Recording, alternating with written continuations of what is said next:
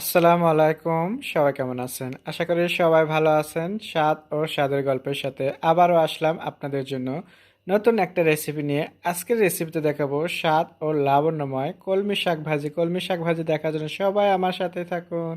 So আবারও আসলাম আপনাদের জন্য শাক ভাজি নিয়ে। সো আজকে কত বছর পর আমি কলমি শাক এখানে পাইছি। সো কলমি শাক ভাজি করে দেখাবো আপনাদেরকে খুবই সামান্য উপকরণ দিয়ে। সবাই আমার সাথে থাকুন।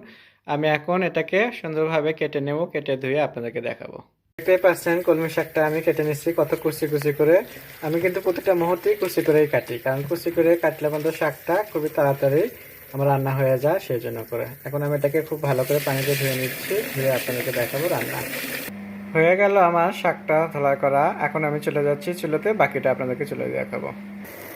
চলে আসলাম চুলাতে। এখানে আমি পেঁয়াজ, রসুন কুচি অ্যান্ড কাঁচামরিচ নিয়ে নিচ্ছি। তিনটে উপকরণ দিয়ে আপনাদেরকে দেখাবো মজাদার শাক ভাজি। সো এই তিনটে উপকরণ আমি এখন একটু তেলের সাথে তেল দিয়ে দিলাম, সয়াবিন তেল। তেলটা দিয়ে আমি এটাকে একটু ভেজে নেব।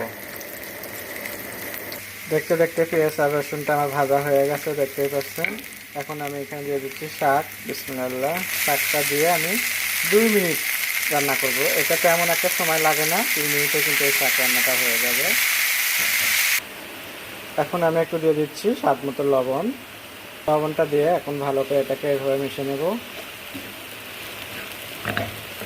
এরকম সবসময় কুচি করে শাক কাটবেন, তাহলে দেখবেন শাক রান্নার জন্য তেমন একটা সময় লাগে না। আর এখানে কিন্তু কালারটাও খুবই সুন্দর থাকবে।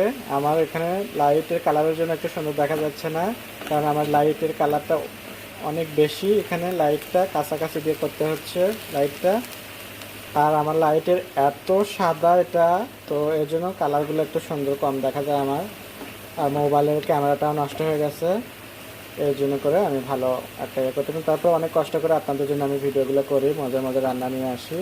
সো আশা করি আপনাদেরও ভালো লাগবে। দেখতে পাচ্ছেন শাকটা কিন্তু আমার হয়ে গেছে। সো আমি আবারও বলতেছি, শাকটা সবসময় এরকম কুচি করে কাটবেন, তাহলে আপনার রান্নাতে খুবই অল্প সময় লাগবে, কালারটা সুন্দর থাকবে, দেখেই খেতে ইচ্ছে করবে। সো আমার কিন্তু রান্না হয়ে গেছে, আশা করি আপনাদের ভালো লাগবে। আপনাদের যদি ভালো লাগে, স্বাদ ও স্বাদের গল্পের সাথেই থাকবেন, বেশি বেশি শেয়ার ও কমেন্ট করবেন। সবাই ভালো থাকবেন। আল্লাহ হাফেজ।